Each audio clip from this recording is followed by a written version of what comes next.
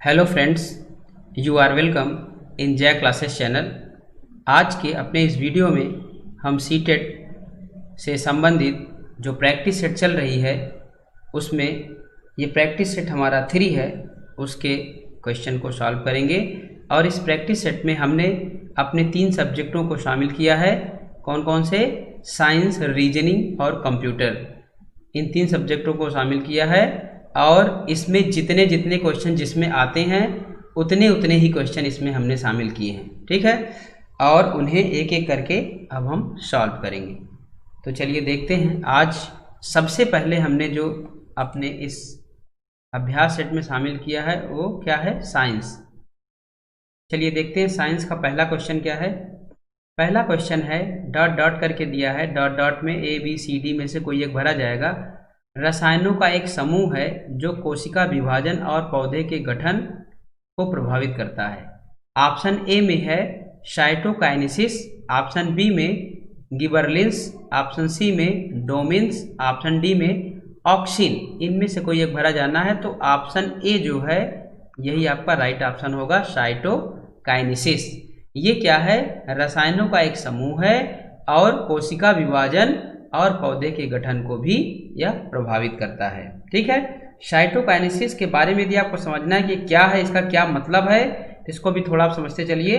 Cytokinesis का अर्थ है कि कोशिका विभाजन के समय कोशिका द्रव्य का विभाजन होना, ठीक है। समझ में आ गया कि जब कोशिका का विभाजन होता है उसी के समय कोशिका द्रव्य का भी विभाजन होता है। चलिए आगे देखते हैं, इसके बारे में थोड़ा सा और आप जान लीजिए कि साइटोकाइनेसिस जो है ये क्या है, पौधे के गठन को भी प्रभावित करता है, ठीक। और कैरियोकाइनेसिस जो है ये क्या करता है?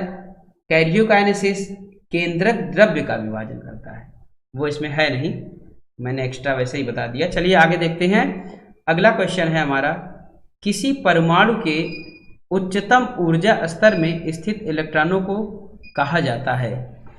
तो क्या कहा जाता है? ऑप्शन ए में है संयोजकता प्रोटॉन्स, ऑप्शन बी में कक्षीय प्रोटॉन्स, ऑप्शन सी में संयोजकता इलेक्ट्रॉन्स, ऑप्शन डी में कक्षीय इलेक्ट्रॉन्स। तो चलिए देखते हैं इसमें जो राइट ऑप्शन होगा वो क्या होगा। राइट ऑप्शन सी, संयोजकता इलेक्ट्रॉन्स। क्योंकि किसी भी तत्व की जो संयोजकता है वो उस तत्व के सबसे बाहरी कक्ष में जो उपस्थित इलेक्ट्रॉनों की संख्या होती है उसी से होती है, ठीक है। जैसे अगर हमने सोडियम लिया Na, तो इसका जो एटॉमिक नंबर होता है वो कितना? 11 होता है, ठीक है। तो सबसे पहला K है, L है, Mn। फर्स्ट कोश जो है, कक्ष जो है क्या है? K है, इसमें 2 भरा जाता है, L में 8। अब बचा कितना? 11 था, तो 8 और 2 10, 1 बचा, 1 जाएगा M में, M कोश में। तो यही जो आउटर मोस्ट सेल में जो आया है 1 M में, यही क्या कहलाएगा? वैलेंसी या संयोजकता इलेक्ट्रॉन्स कहलाता है। तो इसके हिसाब से ऑप्शन सी जो है हमारा वही राइट होगा, ठीक है। और क्वेश्चन में भी देखिए कह रहा है किसी परमाणु के उच्चतम ऊर्जा स्तर में स्थित। तो उच्चतम ऊर्जा स्तर में जो स्थित है वो लास्ट वाला वही है, आउटर मोस्ट सेल में। इलेक्ट्रॉनों को, अब यहाँ इलेक्ट्रॉन बता दिया, इसका मतलब इलेक्ट्रॉनों की बात कर रहा है। तो यहाँ पर हमने ऑप्शन में देखिए सी में जो मिला, हमें क्या मिला? संयोजकता इलेक्ट्रॉन्स। इसमें है भी इलेक्ट्रॉन्स, ठीक। तो यही होगा। कक्षीय इलेक्ट्रॉन्स तो वो हैं जो इसमें भरे गए हैं, जैसे कि के में जो इलेक्ट्रॉन्स हैं, ठीक है, एल में जो इलेक्ट्रॉन्स हैं। लेकिन उच्चतम ऊर्जा स्तर की जो बात की जा रही है, इसके हिसाब से आउटर मोस्ट की बात की जा रही है, सबसे बाहरी सेल में सबसे उच्चतम ऊर्जा स्तर में, तो ऑप्शन सी ही होगा, ठीक है ना। मीन्स 1 आएगा आउटर मोस्ट में, तो ऑप्शन सी, क्योंकि उसी को वैलेंसी कहते हैं या वैलेंस इलेक्ट्रॉन्स कहते हैं, तो उसके हिसाब से ऑप्शन सी जो है संयोजकता इलेक्ट्रॉन, यही राइट होगा। चलिए नेक्स्ट देखते हैं। एक वस्तु उस समय स्थिर संतुलन में होती है जब वह, देखिए इसको अच्छे समझिए, एक कोई वस्तु है वह उस समय स्थिर संतुलन में, स्थिर मतलब बिना मूवमेंट के, स्थिर रहना, एक ही जगह पर रहना, ठीक है। तो वो कब रहती है? जब वह विश्राम की स्थिति में होती है। विश्राम का मतलब स्टेशनरी में मतलब बिना हिले हुए एक ही जगह पर जब स्थित रहती है तो विश्राम की स्थिति में ही वो अस्थिर संतुलित रहेगी। तो ऑप्शन तो हमारा ए राइट हो गया। लेकिन बी को भी देखते हैं। बी में क्या है, एक वृत्तीय मार्ग पर चलती रहती है, इसमें तो मूवमेंट है, चलना, ठीक है ना। वृत्तीय पथ पर वो क्या कर रही है, गति कर रही है। एक समान वेग से चल रही है, यहाँ भी समान वेग से वो चल रही है। और ऑप्शन डी में उच्च गति पर त्वरित होती है, यहाँ भी गति की बात हो रही। तो ये तीनों नहीं होंगे, ऑप्शन ए जो है विश्राम स्थिति की अवस्था में, तो यही आपका राइट ऑप्शन होगा। चलिए नेक्स्ट देखते हैं। अगला क्वेश्चन है, एक समतल सतह के माध्यम से सतह के लिए सामान्य चुंबकीय प्रभाव घनत्व और सतह के क्षेत्र का गुणज है। तो इसको समझते हैं क्या है। ऑप्शन ए में है चुंबकीय अति संवेदनशीलता, ऑप्शन बी में चुंबकीय अनुकंपन्नता या अनुकंपन, ऑप्शन सी में चुंबकीय प्रवाह, ऑप्शन डी में चुंबकीय पल्स। तो इसमें जो राइट ऑप्शन होगा वो क्या होगा, ऑप्शन सी चुंबकीय प्रवाह, यही आपका राइट ऑप्शन होगा। ठीक है, क्योंकि किसी भी तल के लंबवत जो गुजरने वाली संपूर्ण चुंबकीय बल रेखा है उसी को चुंबकीय प्रवाह कहते हैं। ठीक है, अच्छे समझ गए होंगे। इसे हम फाई से प्रदर्शित करते हैं। किससे, फाई से प्रदर्शित करते हैं। फाई आप जानते हैं, ये फाई से प्रदर्शित करते हैं।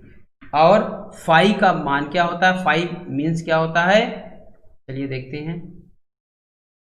किसका गुणज होता है, फाई इक्वल टू होता है चुंबकीय क्षेत्र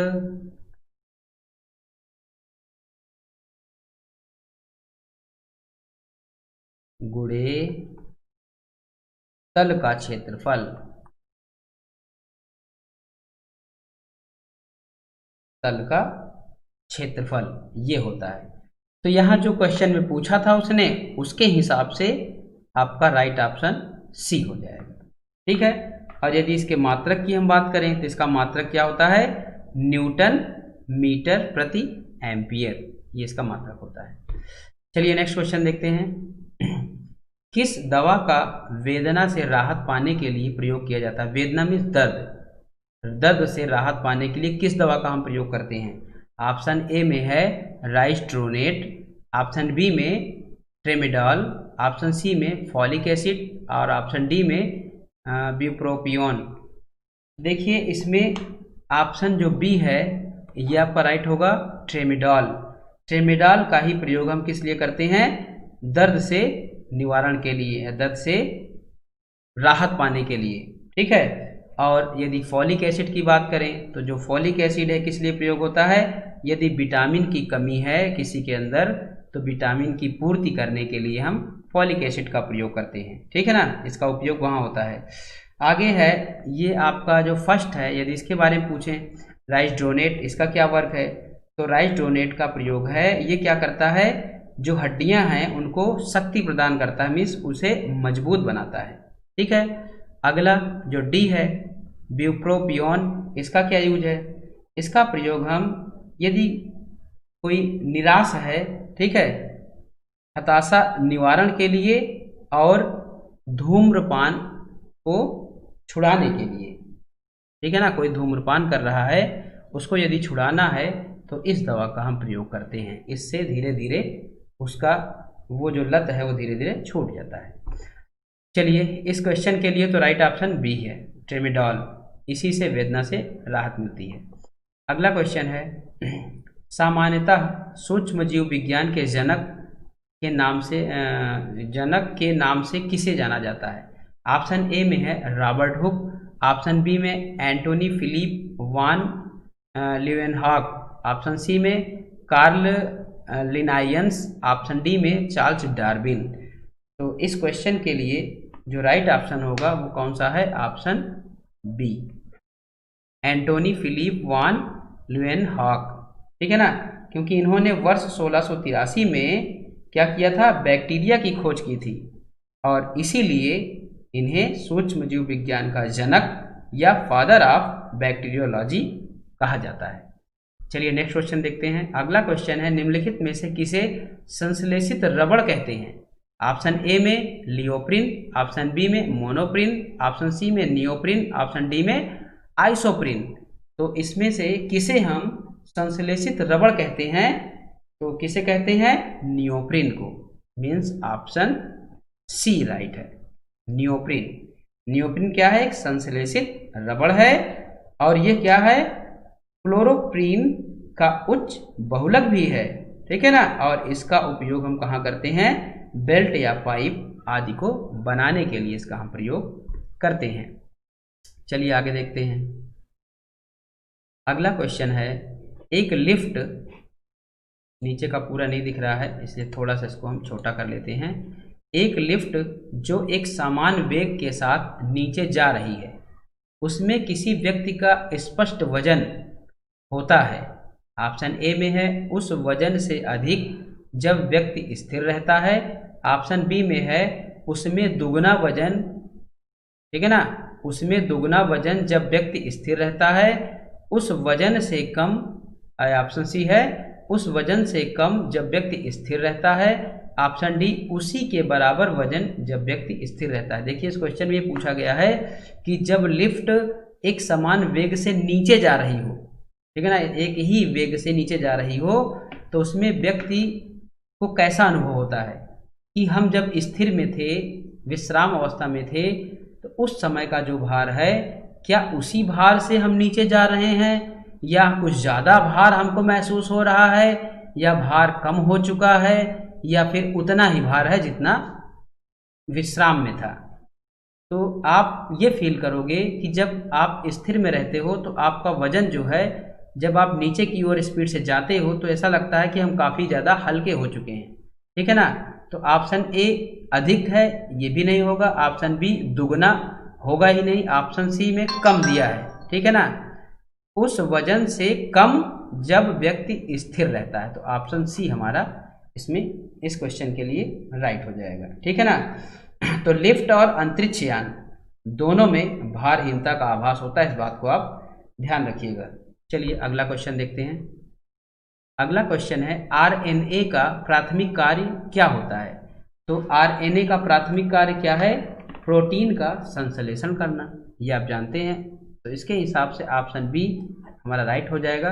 ऑप्शन ए में दिया है प्रकाश संश्लेषण, ऑप्शन बी में प्रोटीन संश्लेषण, ऑप्शन सी में प्रतिकृति बनाना और ऑप्शन डी में अनुवाद करना। तो राइट ऑप्शन क्या होगा हमारा? प्रोटीन संश्लेषण, क्योंकि आरएनए का जो प्राथमिक कार्य है वो क्या है? प्रोटीन का संश्लेषण करना। और ये आरएनए जो हैं वो राइबोसोम पर चिपके रहते हैं, ठीक है। और कहाँ पाए जाते हैं ये पूछा जाए तो आरएनए सदैव केंद्रक में पाए जाते हैं, ठीक है। चलिए नेक्स्ट देखते हैं। अगला क्वेश्चन क्या है? अगला क्वेश्चन है, उच्च सांद्रता के क्षेत्र से उसकी कम सांद्रता वाले क्षेत्र की तरफ एक कोशिका झिल्ली के माध्यम से होने वाले अणुओं के संचलन को कहते हैं। समझ में आया? उच्च सांद्रता वाले क्षेत्र से निम्न सांद्रता वाले क्षेत्र में यदि अणुओं का संचलन होता है, किसके माध्यम से? कोशिका झिल्ली के माध्यम से, तो उसे हम क्या कहते हैं ये बताना है। ऑप्शन ए में है विसरण, ऑप्शन बी में है ऑस्मोसिस, ऑप्शन सी में सक्रिय आवागमन और ऑप्शन डी में निष्क्रिय आवागमन।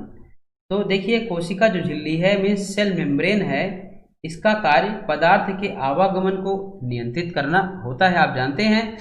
और जब कोशिका झिल्ली के माध्यम से उच्च सांद्रता वाले क्षेत्र से निम्न सांद्रता वाले क्षेत्र में अणुओं का संचलन होता है तो उसे हम क्या कहते हैं? सक्रिय आवागमन कहते हैं।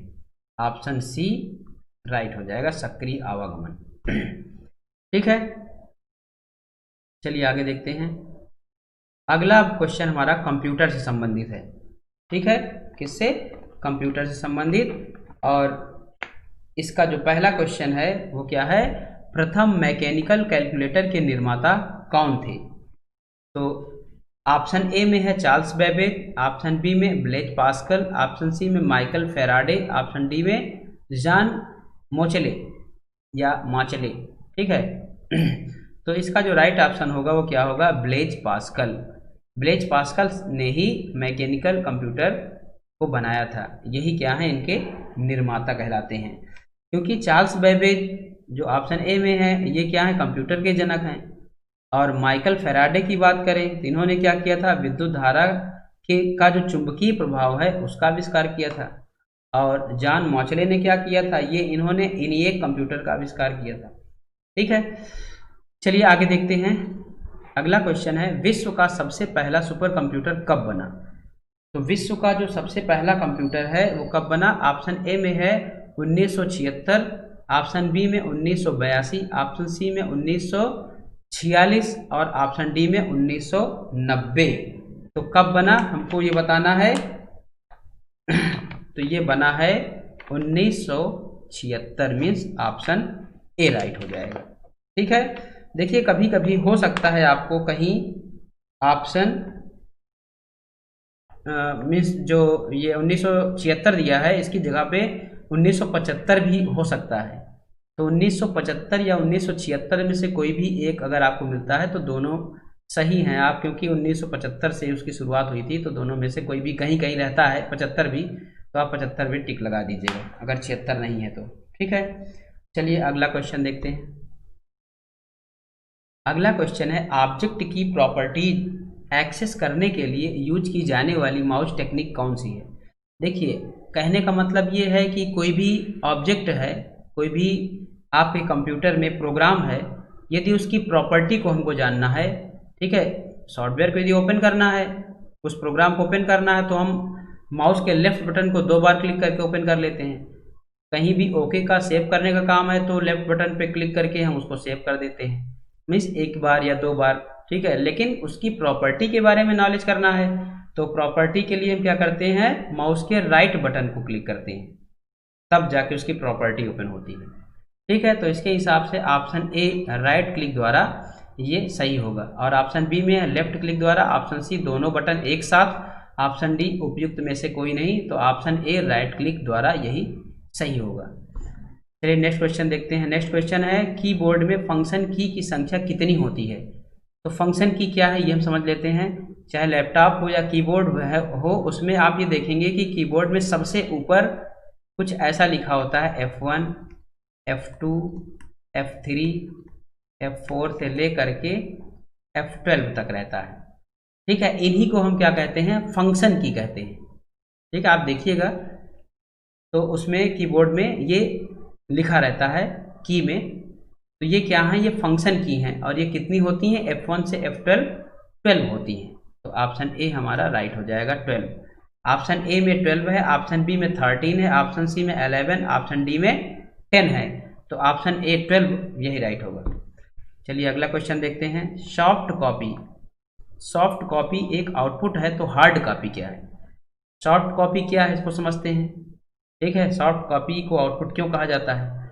तो सॉफ्ट कॉपी क्या है, जैसे कंप्यूटर में हम कीबोर्ड के थ्रू कोई भी टाइपिंग करके अंदर हम जब लिखते हैं तो वो क्या कहलाता है, इनपुट को होना कहलाता है कि इनपुट कर रहे हैं हम, और वो जब स्क्रीन पर उसका रिजल्ट हमें दिखता है तो वो क्या कहलाता है, आउटपुट कहलाता है। ठीक है, अब आप समझिए कंप्यूटर के अंदर जो भी आउटपुट हमें दिख रहा है वो क्या कहलाता है, सॉफ्ट कॉपी कहलाता है, या फिर सॉफ्ट कॉपी एक आउटपुट है। अब यही बात आप समझ सकते हो कि हमको कंप्यूटर के अंदर जो चीज़ रिजल्ट के रूप में दिख रही है वो आउटपुट है, लेकिन कैसी आउटपुट है, सॉफ्ट कॉपी उसे बोलते हैं। अगर उसी जो हमको अंदर दिख रहा आउटपुट, उसी आउटपुट को हम एक प्रिंटर से प्रिंट करके एक कागज़ में बाहर निकाल लें, सेम वही चीज़ जो भी हमको अंदर दिख रही थी वो कागज़ में हो जाएगी, तो वो उस समय क्या कहलाएगी, हार्ड कॉपी कहलाएगी। ठीक है ना, समझ गए। तो इसके हिसाब से ऑप्शन ए में है इनपुट, ऑप्शन बी में एक प्रिंटेड आउटपुट, ऑप्शन सी में डिवाइस, और ऑप्शन डी में प्रोग्राम। ऑप्शन बी हमारा राइट हो जाएगा, एक प्रिंटेड आउटपुट, यही क्या कहलाता है, हार्ड कॉपी कहलाता है। चलिए अगला जो हमारा क्वेश्चन है वो तार्किक से है, मीन्स रीजनिंग से, और इसमें पहला क्वेश्चन हमारा क्या है, राहुल ने सुमित को बताया, राहुल ने सुमित को बताया, क्या बताया, ये बताया। देखिए यहां पे हम ले लेते हैं राहुल को। राहुल ने क्या किया, सुमित को बताया, क्या बताया, कल मैंने अपनी दादी, अब देखिए दादी हो गई। इसने कहा कि कल मैंने अपनी दादी के दादी की पुत्री पुत्री के एकमात्र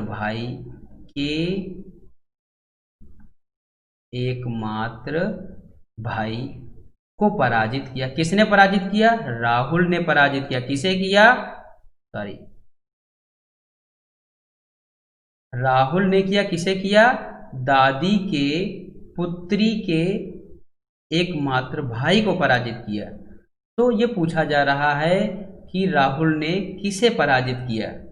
तो आप कैसे समझेंगे किसे पराजित किया? तब समझिए, राहुल की जो दादी हैं, ठीक है, जैसे आपके घर में दादी होती हैं, जो दादी हैं उनकी पुत्री क्या कहलाएगी? आपकी बुआ होंगी।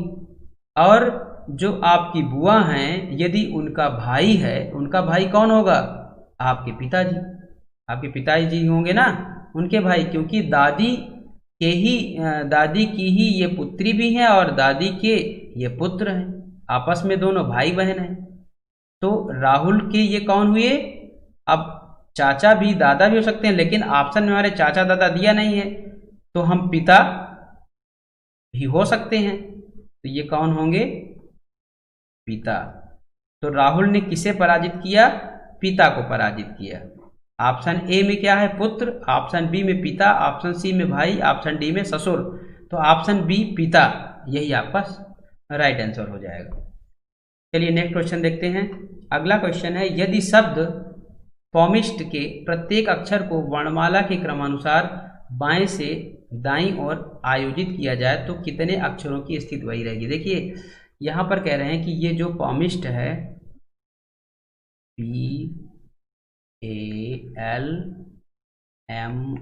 PALMIST, इसको कह रहे हैं कि यदि वर्णमाला के क्रमानुसार, वर्णमाला क्रमानुसार मीन्स ABCD के क्रम में, तो चलिए देखते हैं। A है, पहले A लिख दिया, B कहीं है, नहीं है, CDEFGH है, I लिख दिया, JKLM, एक L है, हमने L लिख दिया, M लिख दिया, LMN नहीं है, OPQ नहीं, P है, P मिला में पीछे, P हो गया, PQRSS है, S लिख दिया, T है, T लिख दिया। अब ये इसमें देखना है कितने ऐसे इसमें लेटर हैं, ठीक है ना, कितने ऐसे अक्षर हैं जो उसी स्थान पर हैं। तो देखिए M भी यहाँ है, पहले ही यहाँ था, और M नीचे भी वहीं आ गया, L भी यहीं था पहले और यहीं आया है, S भी अपने स्थान पर है, T भी अपने स्थान। तो टोटल कितने ऐसे अक्षर हैं जो अपने स्थान पर हैं? 1 2 3 और 4। तो देखते हैं कौन सा ऑप्शन सही होता है। ऑप्शन ए में है, एक भी नहीं, गलत है। ऑप्शन बी में 1, ये भी गलत है। ऑप्शन सी में 2, ये भी गलत है। ऑप्शन डी में है 3 से अधिक। तो 4 हैं तो 3 से अधिक होंगे, तो ऑप्शन डी हमारा राइट हो जाएगा। चलिए नेक्स्ट क्वेश्चन देखते हैं। अगला क्वेश्चन है, अगले क्वेश्चन के लिए थोड़ा सा इसे छोटा कर लेते हैं, नहीं तो सॉल्व नहीं हो पाएगा। चलिए अगला क्वेश्चन है, यदि P का अर्थ x है, यहाँ पे नोट कर दे रहे हैं, P बराबर x क्या गुणे, A बराबर क्या है प्लस धन, W बराबर भाग है ये, और y बराबर माइनस।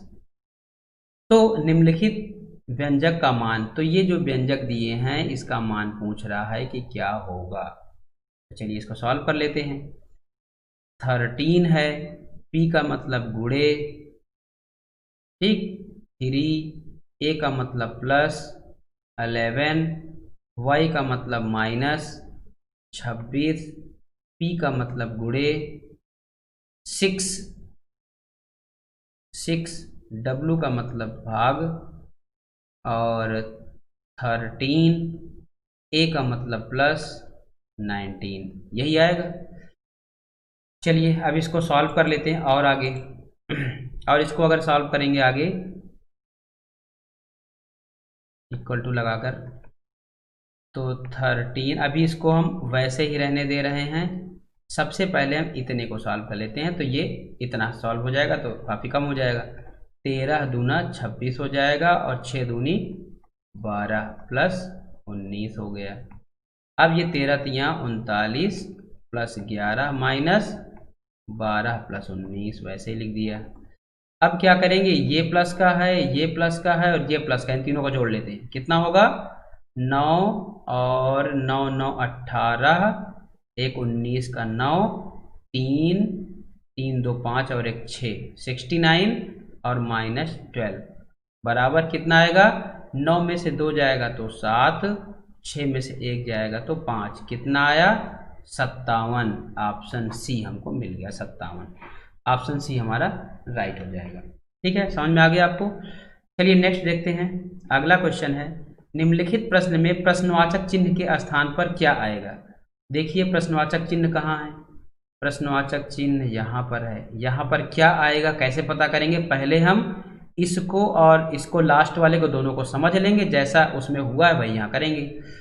तो देखते हैं इसको क्या किया गया है। 36 आया है, तो अगर हम 2 का क्यूब कर दें, 1 का क्यूब कर दें और 3 का क्यूब कर दें तो क्या हो जाएगा, 2 दूना 4 दूना 8 हो जाएगा।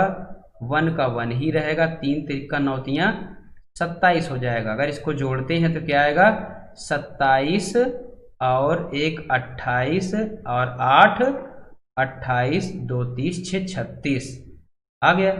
चलिए इसको भी कर लेते हैं। 0 का क्यूब यही लगा देते हैं, बाहर सॉल्व कर लेंगे। क्यूब यहाँ क्यूब यहाँ क्यूब, तो 0 का 0 ही आएगा।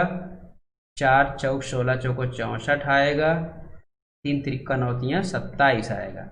इसको जोड़ लेंगे कितना आएगा, 7 और 3 10 11, 6 2 8 1 9 91। इसका मतलब ये भी सही है, तो इसी के हिसाब से इसको सॉल्व कर लेते हैं।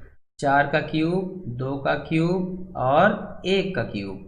4 चौक 16 चौको 64 हो गया और 2 दूना 4 दूनी 8 हो गया और 1 का 1 ही होगा। जोड़ देते हैं, 8 और 8 4 12 और 1 13, 6 और 1 7, कितना आया 73। 73 दिया है ऑप्शन में, हाँ दिया ऑप्शन डी, ये आपका राइट हो जाएगा। चलिए नेक्स्ट क्वेश्चन देखते हैं। निम्नलिखित श्रृंखला में प्रश्नवाचक चिन्ह के स्थान पर क्या आएगा। तो यहाँ प्रश्नवाचक चिन्ह कहाँ है, इसमें प्रश्नवाचक चिन्ह है यहाँ पर। तो यहाँ पर क्या आएगा, तो शुरू से पहले देख लेते हैं इन सब में क्या हुआ है, तो ये समझ में आ जाएगा। तो देखते हैं 9 और 19 में कितने का अंतर हुआ है, +10 का, क्योंकि 9 में 10 जोड़ेंगे तो 19 हो जाएगा।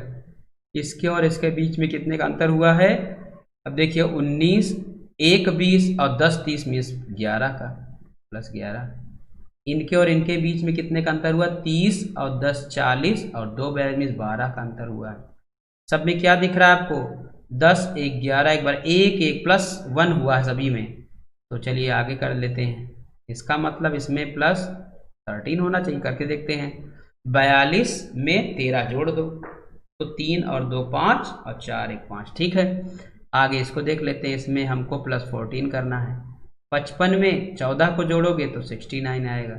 अब यहाँ क्या करना है, +15 करना है, करके देख लेते हैं। 9 और 5 14 का 4 हो गया।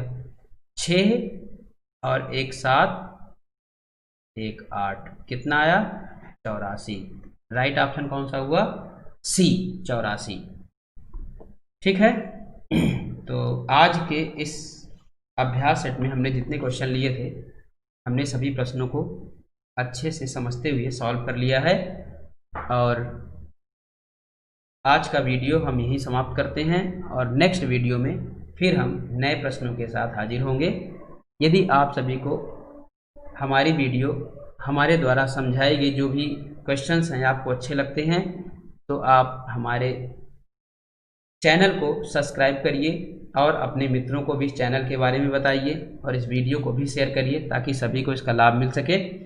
बस इसी के साथ आप सभी को धन्यवाद। Thanks for watching.